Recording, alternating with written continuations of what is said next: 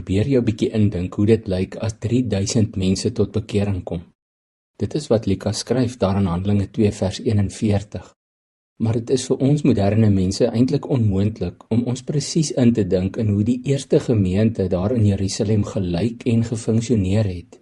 Ek meen, die hele wêreld het intussen radikaal verander.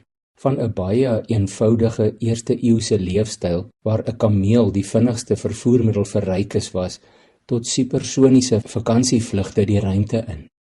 As jy 'n beter idee wil kry van hoe mense in Jesus se tyd geleef het, doen jouself 'n guns en kyk gerus na daardie gratis reeks The Chosen op YouTube en jy sal sien naaste by hoe het Jode en hulle bure geleef in Jesus se tyd. Miskien help dit ons ook om die Bybel dan so klein bietjie beter te verstaan. Maar nou lees ons in Handelinge 2, daardie eerste groep Christene het hulle lewens radikaal verander. Van hulle was voorheen stoere Jode en sommige was van heidense afkoms. Ander was weer bekeerde heidene wat die Joodse geloof aanvaar het. En dan was daar natuurlik heelwat wat deur die res vroeër in die evangelies die randfigure was, die sogenaamde sondaars en tollenaars, wat nogal 'n groot deel van Jesus se volgelinge uitgemaak het. En Lukas skryf onder andere oor hulle volharding in die leer wat hulle by die apostels gekry het.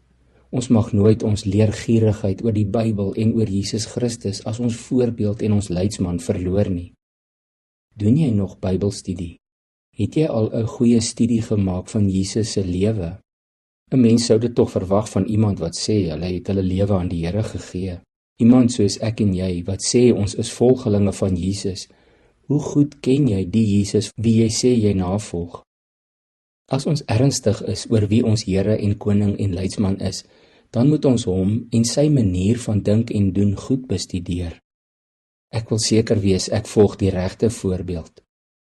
Lukas skryf nog verder oor daardie eerste gemeente van hulle absolute vrygewigheid. Dit is raar en ons hou dit in gedagte dat hulle feitelik almal radikaal tot bekering gekom het. Hulle het fisies hulle rug op hulle ou lewe gedraai. Sommige moes moontlik hulle families verlaat om by hierdie nuwe gemeente te kom aansluit. Ons gemeentes funksioneer nie vandag meer so nie, maar ons kan sekerlik as kinders van die Here baie leer en ons kan geïnspireer word deur daardie eerste Christene se mededeelsaamheid en hulle vrygewigheid. Daar staan hulle het alles met mekaar gedeel.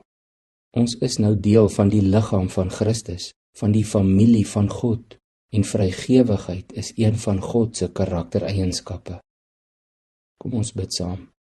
Here Jesus, ek wil U nog beter leer ken. Ek wil leer hoe U gedink en gedoen het, sodat ek U voorbeeld kan volg.